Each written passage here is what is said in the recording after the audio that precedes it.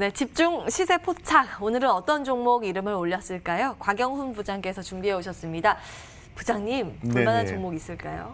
네, 저 어려운 시장에서도 그래도 제가 항상 말씀을 드리는 게 그 실적 위주로 해서 많이 말씀을 드리고 있잖아요. 그리고 또 이슈가 있는 종목을 좀 많이 말씀을 드리고 있는데 오늘 제가 가져온 종목은 롯데 하이마트입니다. 롯데 하이마트.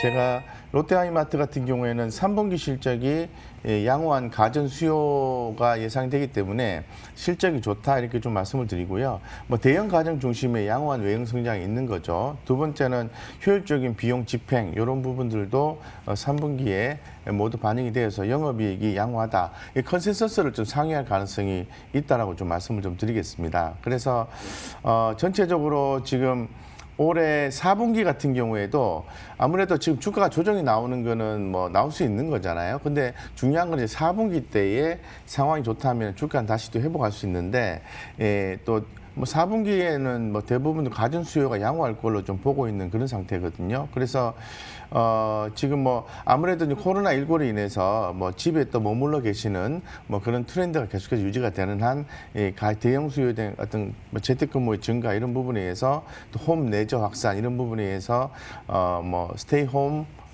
트렌드가 유지될 것이다 보는 거죠. 그렇기 때문에 현재 가격은 31,300원입니다. 31,300원인데 제가 좀 크게 보여드릴까요? 예, 크게 차트를 좀 보고 말씀을 좀 드리고 싶은데요. 지금 보시면은 큰 흐름으로 봤을 때 주가가 그죠? 그동안 좀 많이 못 올랐어요. 예, 많이 못 올랐고 뭐 부담 없이 사셔도 될 것 같다는 생각이 들고 현재 31,300원인데 손절가는 3만 원. 예, 짧게 보시는 분을 위해서 한 3만 원 정도 말씀을 좀 드리고요.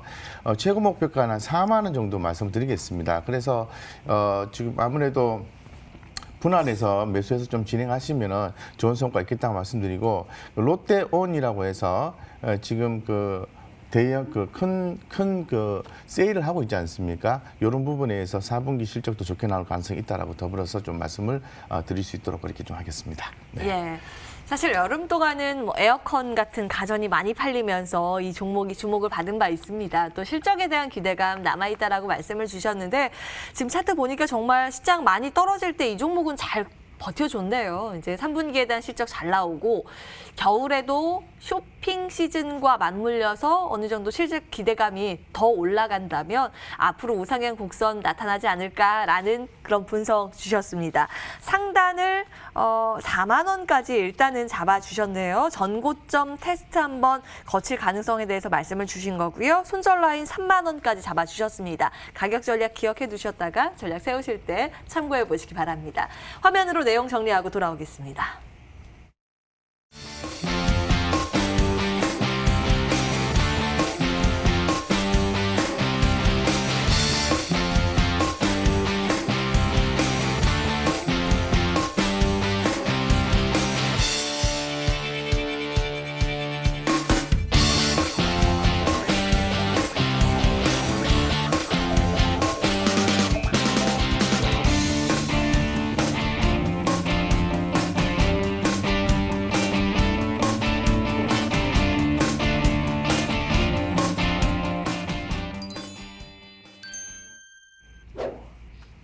예, 막판 전략 체크를 오늘 조금 더 심도 있게 해봐야 되겠는데요. 우리 방송 시작하면서 점차적으로 이 상승폭 축소해 나가고 있는 상황이고요. 코스피의 낙폭이 조금 깊어지고 있습니다. 다크서클 내려오나요? 코스피는 전날 대비했을 때 0.5%의 마이너스권이고요. 2,330선까지 내려와 있습니다. 코스닥 시장도 상승폭의 절반 정도 뱉어내네요. 783선까지 내려와 있습니다. 아유, 참 시장이 야속합니다. 오늘 또 기관이 물량을 빼면서 시장에 부담이 되고 있는 상황이고요. 이제 코스닥 시장 쪽에서는 개인 투자자들의 매물까지 오늘 출회되고 있는 상황인데요. 뭐 앞서서 저희 시작과 동시에 상승 이후에 이제 장중에 축소할 가능성 막판에 나올 것이다 말씀 주셨는데 맞긴 맞았어요. 근데 너무 안타깝고 이 전략을 좀 체크해 주셔야 되겠는데요.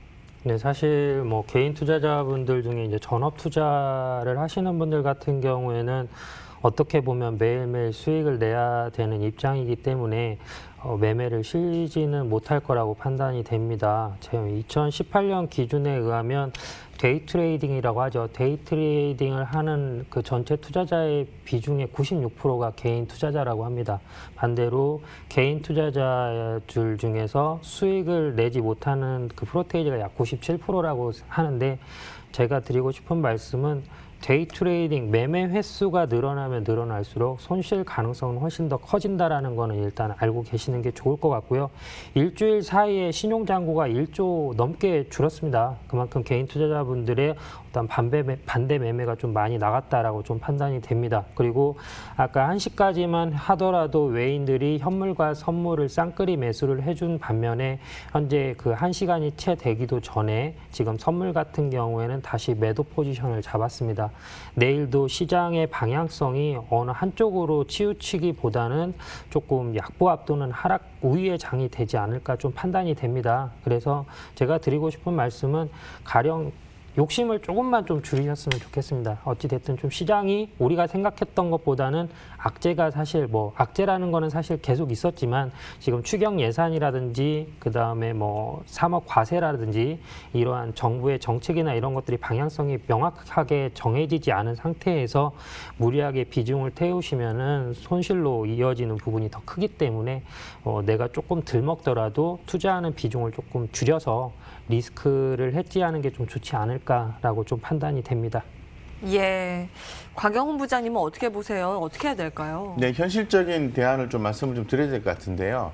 아무래도 미국 대선 이후에는 시장이 좀 안정화될 것으로 보고 있고, 최근에 말씀하신 것처럼 신용 잔고가 굉장히 많이 늘었고 그동안 많이 상승했지 않습니까? 이런 부분에 대한 어떤 이 꼬임이 좀 풀려야 돼요. 풀리게 나오면은 종목이 정상적으로 간다라는 거고, 결국은 실적 베이스의 흐름에 따라서 주가는 이동하게 돼 있다고 말씀을 좀 드리겠습니다. 자, 그렇다면 내가 갖고 있는 종목이 실적이 좋은 종목인지 아닌 종목인지 구분을 하셔야 되겠죠. 그래서 실적이 좋은 종목 같은 경우 많이 빠져 있는데 추가로도 살려고 하면 돈이 없잖아요. 그래서 제가 말씀드리고 싶은 건 뭐냐 하면은 실적이 좀 좋지 않거나 또 최근에 조금 손실이 났거나 이런 종목들은 최대한 현금 확보하는 전략을 취하시라는 거죠. 취하고 난 뒤에 그 현금을 딱 들고 있다가 내가 갖고 있는 실적 좋은 종목이 이제 서서히 수급이 쭉 들어오면서 반등이 좀 세게 나오네. 그때 단가를 맞추고 빠져나오는 전략을 현실적으로 취해야 된다라고 다시 한 번 더 말씀을 드리겠습니다. 예, 이어진 빨간 상승의 맛을 통해서 이제 리스크 관리한 전략 체크해 보시기 바라겠습니다. 오마이스탁은 여기에서 인사드려야겠네요. 오늘 MTNW 정희준 전문가 곽영훈 부장과 함께했습니다. 끝까지 힘내시기 바랍니다. 함께해 주신 여러분 고맙습니다.